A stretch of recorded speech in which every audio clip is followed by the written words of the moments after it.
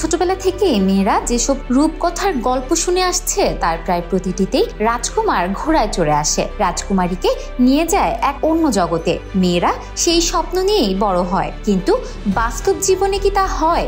না, বাস্তব জীবনে মেয়েদের সংসার ভাঙার অন্যতম কারণই হয়ে উঠেছে তাদের সেই রাজকুমার রূপী স্বামীরা।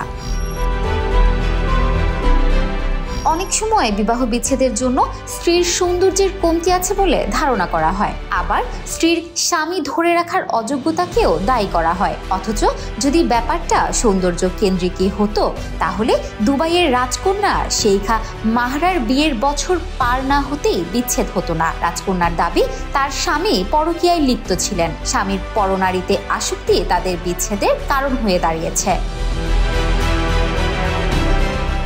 এই প্রসঙ্গে মাহারা স্বামীকে উদ্দেশ্য করে বলেন, যেহেতু তুমি অন্য নারীর সঙ্গ উপভোগ করছো, সেহেতু আমি তোমাকে মুক্ত করে দিলাম। ডিভোর্সের সময় তাদের একমাত্র ছেলের বয়স ছিল মাত্র 2 মাস। মাহারার বিচ্ছেদের পরপরই তিনি তার বিউটি ব্র্যান্ড মাহারা M1 থেকে ডিভোর্সের নামের একটি সুগন্ধি বাজারে নিয়ে আসেন।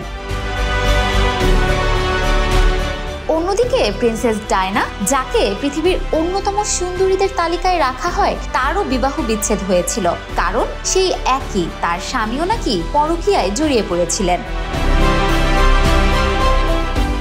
দুবাইয়ের রাজকন্যা বা প্রিন্সেস ডায়না, তাদের কেউই কিন্তু রূপে গুণে কম ছিলেন না। তারপরও ধরে রাখতে পারেননি সঙ্গীর হাত। এবার প্রশ্ন আসে, তাহলে কেন পুরুষেরা পরকীয়া করে? কিসের খোঁজে? উত্তর একটাই, পুরুষ পরকীয়া করে তার স্বভাবে, অথচ নারীরা নিজেদেরকে দোষারোপ করে হতাশায় ভোগেন। নারীদের জীবনের ধারা পরিবর্তনের জন্য তাদের চিন্তাধারা পরিবর্তন করা অতি প্রয়োজন।